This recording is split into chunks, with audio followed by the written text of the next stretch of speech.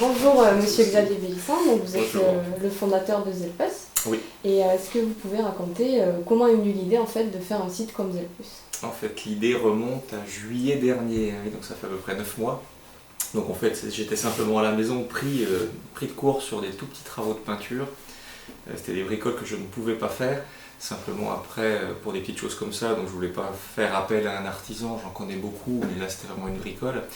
Et j'ai cherché parmi mes proches en fait, et personne ne pouvait m'aider. Alors je me suis dit pourquoi pas créer un site internet où chacun pourrait inscrire simplement ses compétences, et à ce moment-là, en se géolocalisant, on pourrait trouver quelqu'un pour nous rendre service. Et bon, l'idée est partie de là, hein. Donc moi n'étant pas informaticien, je suis audioprothésiste. Je suis entouré de 7 personnes, donc on est 8.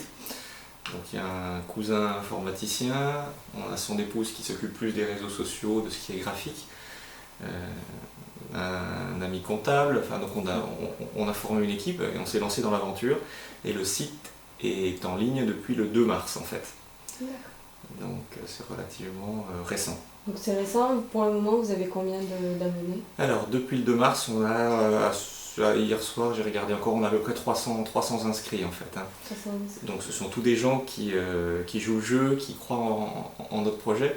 Alors finalement, le projet a évolué quand même depuis le mois de juillet, à savoir qu'au début on était parti sur une notion de partage de compétences. Aujourd'hui c'est plus une plateforme de partage des connaissances, des savoir-faire et des loisirs. Et il y a une plateforme où ils peuvent discuter entre eux? Oui, il y a comment un ça se chat passe, en fait quand on est en ligne, et si un autre Zelper, un autre inscrit est en ligne en même temps, on peut chatter comme sur MSN par exemple, hein. Donc, mais l'idée de partage des loisirs et des savoir-faire, ça va loin en fait. Par exemple, quand on s'inscrit, ce qu'il faut bien comprendre, c'est bon, déjà ça n'engage en rien, hein. Simplement on se géolocalise, on donne juste la ville où on habite. Et puis on indique par exemple que l'on est simplement fan de tennis. Voilà. Après, bon, quand on va sur le site, on peut chercher des partenaires pour d'autres choses, mais quelqu'un qui arriverait sur la même ville et qui aurait besoin d'un partenaire pour pratiquer ce sport, et bien en fait il va découvrir le profil de la personne en allant sur Zelpus, et après il lui envoie un message. Si la personne ne va pas sur Zelpus dans les 24 heures, ce qui sera certainement le cas, un rappel est envoyé sur la boîte mail de la personne qui lui dit, qui l'informe qu'il y a un message à consulter sur son profil en fait. Et pour le moment c'est principalement sur Chalon ou il y a des abonnés qui sont un peu plus... Oui, alors en fait la presse et la radio a beaucoup parlé du projet, donc sur la Saône-et-Loire, le Jura, la Côte d'Or, donc où la presse ou la radio parle du projet, on a les inscrits. Donc aujourd'hui les inscriptions elles s'étendent en fait de Dijon, on descend sur Châlons jusqu'à Mâcon, on repart sur Annecy, on remonte par le Jura jusqu'à Besançon et on retourne sur Dijon en fait. C'est ce secteur-là, il y a uniquement des inscrits ici. Ça va jusqu'à Besançon quand même. Oui. On est passé, on a eu une radio en fait qui nous a contactés sur Besançon, on a eu France Bleu Bourgogne, on a eu RCF, on a eu Fréquence Plus, puis la presse locale et régionale a parlé du projet. Donc c'est vrai que ça nous a aidés dans le développement du site en fait. C'est aussi un concept assez intéressant, d'autant plus qu'il est gratuit. Vous avez eu des retours un peu des abonnés ou pas? Oui, bon, pas mal de personnes nous expliquent que le projet est vraiment sympathique. Alors il est gratuit, ça vous l'avez dit, donc c'est ce qui fait le point fort de notre site en fait. Parce qu'en fait on a des sites qui sont similaires aux nôtres, très souvent ils sont payants, ou alors ils sont dédiés qu'à une rubrique, par exemple uniquement du babysitting, ou uniquement du repassage ou du ménage, ou uniquement pour des professionnels. Nous, notre site, en fait, il est ouvert aux professionnels, aux particuliers et aux associations. À savoir qu'en fait, un professionnel, on a un informaticien de Marsanne-et-la-Côte, je crois, qui s'est inscrit. Alors il a indiqué son site, il a mis une vidéo, enfin il a tout compris en fait finalement, puisqu'en fait pour lui c'est une publicité qui est gratuite. Donc tout artisan peut s'inscrire, donc là bien évidemment on parlera de travail payant en fait, l'artisan ça va lui permettre de trouver des clients.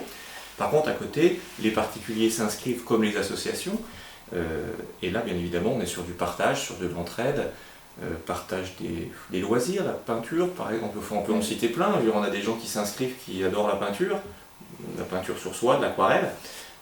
Partant de là, en fait, quelqu'un qui veut... des cours des cours, ou même faire découvrir sa passion, simplement, sans même parler de cours, hein.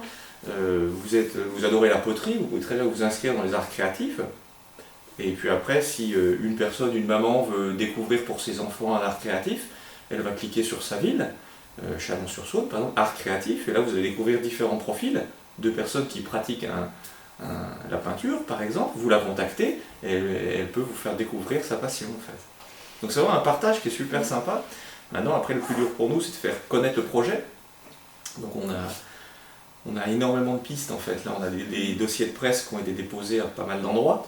Et donc on croise les doigts pour qu'il y ait des organismes, des nouvelles radios. On a déposé un dossier sur France 3 par exemple. Donc si jamais on a la bonne étoile et qu'une personne repère le projet, nous, ça peut être très très important pour le développement dans les mois à venir, quoi. Donc vous l'avez fait, c'est un peu une affaire familiale, on va dire. Oui, avec, en fait, votre cousin et voilà, vos on est amis. 6 membres de la famille et 2 amis. D'accord. C'est sympa. Ouais. Et est-ce que vous avez eu de l'aide d'autres entreprises de Chalon ou des partenaires qui auraient pu Oui. vous aider Alors en fait, on a l'élan Chalon qui nous a soutenus et qui nous soutient. On a l'IUT de Chalon-sur-Saône, parce que vous enseignez à l'IUT, donc vous le savez bien. Donc on a eu 2 étudiants de la licence Thaïs qui ont travaillé, en tout cas dans le cadre de leur licence, sur Zelpus, puisqu'on a été retenu comme l'un des 10 projets tutorés pour la licence Thaïs à Chalon-sur-Saône. On a Nicéphore Cité, qui est l'un de nos soutiens les plus importants, qui croit vraiment en notre projet. Donc ça, c'est vraiment un pilier pour nous. Il faut parler de vous aussi un peu. Oui, ben là, on a eu quelques entretiens, donc dès qu'ils ont l'occasion, ils parlent du projet. Et donc ils parrainent un petit peu, entre guillemets, c'était un grand mot, mais notre projet. Donc c'est vraiment sympa de se sentir encadré. On a un soutien local de la municipalité qui a également rédigé un petit article dans le magazine de la ville. Non, on a beaucoup de soutiens locaux. Maintenant, après, ça reste un projet extra-professionnel, comme on dit. Moi, je suis audioprothésiste, on a tous dans l'équipe un métier. On développe ce site en fait le soir, le week-end, par le biais des relations. Donc c'est un projet qui est passionnant. Et est-ce que vous êtes abonné sur Zelpus ou pas? Bien sûr, oui. Et vous avez eu l'occasion d'interagir avec des, comment on appelle ça, des Zelpers? Des helpers, oui. Alors en fait, si vous voulez, nous on chatte souvent quand on a quelqu'un qui vient de s'inscrire. Donc en général, on envoie un petit message de remerciement et on explique le projet. C'est-à-dire qu'en fait, on a également une page Facebook. Donc Zelpus, c'est zelpus.com. Donc on a une page Facebook dédiée au site. Donc là, c'est vrai qu'on communique beaucoup avec on a à peu près 1200 amis sur nos profils Facebook et 500 ou 600 fans sur la page. Donc c'est vrai que ça nous permet également de communiquer aussi bien sur le site que sur Facebook ou d'autres réseaux sociaux. Donc ça, c'est important parce qu'en fait, c'est une personne qui va s'inscrire sur zelpus.com, si ça lui plaît, on parle à son voisin, à un ami, et c'est vrai que derrière, le bouche-oreille peut faire que les inscriptions... Aujourd'hui, on est à 300 inscrits depuis le 2 mars, oui, bon, régulièrement en fait, hein, tous les jours ou tous les 2 jours, on a 1, 2, 3 personnes. Et toutes ces personnes en fait apportent des savoirs, apportent des compétences, apportent des connaissances. Pour l'instant, on n'a personne, je pense, qui va aller sur Zelpus pour chercher une babysitter ou autre. Le site n'est pas assez connu. Mais nous, jour après jour, semaine après semaine, mois après mois, on a des inscriptions qui augmentent.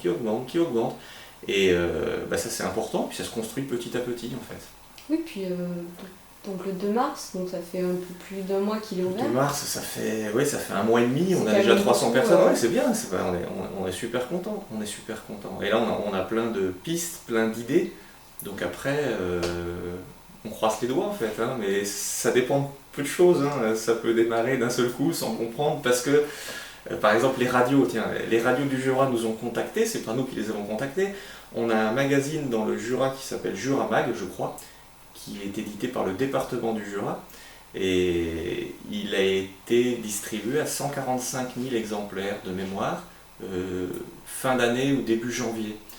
Donc finalement on était sur une période début janvier où on se disait tiens, qu'est-ce qu'on va avoir comme idée pour développer le site avant qu'il arrive sur internet, à savoir le 2 mars. Et finalement ce magazine a sorti un article sur notre site, je pense parce que les journalistes avaient repéré un article dans la presse ou dans le Progrès du Jura.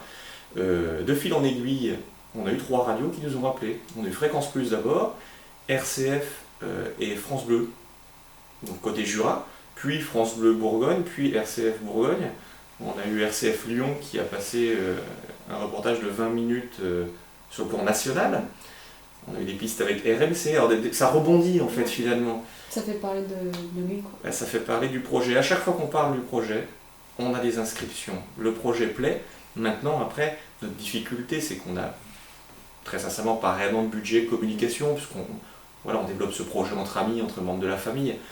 Donc, plus la presse, plus la radio, plus la télé peut-être un jour parlera du projet, plus ça encouragera et ça nous soutiendra. Mais c'est vrai que quand on regarde les sites concurrents à zelpos.com, nous on a essayé de piocher tout ce qui était bon chez les différents sites qui ressemblent à Zelpos pour essayer de faire quelque chose de performant. Et avant tout, la gratuité c'est le plus important, quoi, parce que c'est vrai que ça peut demain être un site utile pour tout le monde. On a résumé toutes les compétences dont on a besoin à la maison, tous les sports, toutes les passions, toutes les connaissances, et on est hyper ouvert. C'est que dans les rubriques, on a par exemple rencontré une personne il y a une semaine qui nous disait « Moi je pose des alarmes, ça m'intéresserait de m'inscrire sur votre site pour faire de la publicité pour ma société ». On n'avait pas pensé, on avait mis de la domotique par exemple, les maisons intelligentes.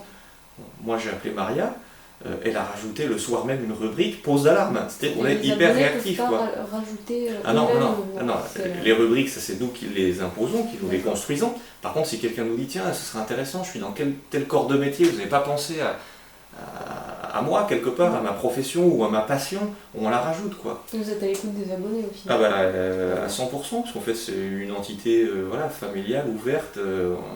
C'est pas une grosse structure, on ne sait pas à qui s'adresser, donc là c'est extrêmement simple. Et justement, lancer un projet comme celui-ci dans une ville comme Châlons, est-ce que c'était pas un pari un peu risqué ou est-ce que vous étiez assez confiant? Non, il n'y a pas de risque en fait, puisque quelque part on s'amuse un petit peu en développant ce projet, donc nous c'est un projet extra professionnel, donc on n'a pas de risque majeur. Si demain ça ne marche pas, on dira on aura vécu une aventure extraordinaire. Maintenant de toute façon, ça ne peut que fonctionner quelque part, doucement mais sûrement, parce que le site existe.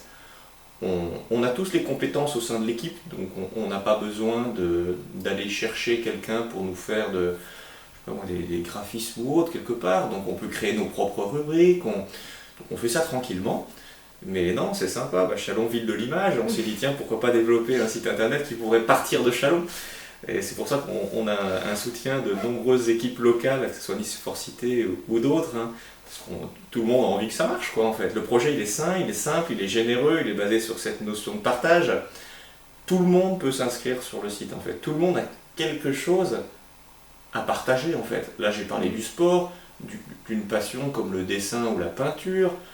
On peut aimer bricoler, le jardinage, donc à vrai dire, chaque Français peut s'inscrire sur le site. Hein. Je veux dire, il indique sa ville, une chose qu'il est prêt à partager. Voilà. On a une babysitter par exemple qui s'est inscrite sur Châlons, elle est géniale. Aujourd'hui, si on va sur Châlons, qu'on a envie de faire garder ses enfants, donc on indique Châlons-sur-Saône, la rubrique babysitting, on a une vingtaine de profils qui s'affichent. On a une jeune fille, elle est extra, quoi. Parce qu'on peut mettre sa photo par exemple. Donc elle a mis sa photo, son âge, son CV, avec, elle a eu un CAP petite enfance, ses expériences, elle peut garder des enfants de telle heure, tel jour. C'est vraiment super, quoi. Là, je vais vous montrer tout à l'heure, on a des sites semblables aux nôtres. Quand on fait des recherches, on n'a pas ces profils de personnes que demain on peut croiser dans la rue et qui sont comme vous, comme moi. C'est vraiment génial, quoi.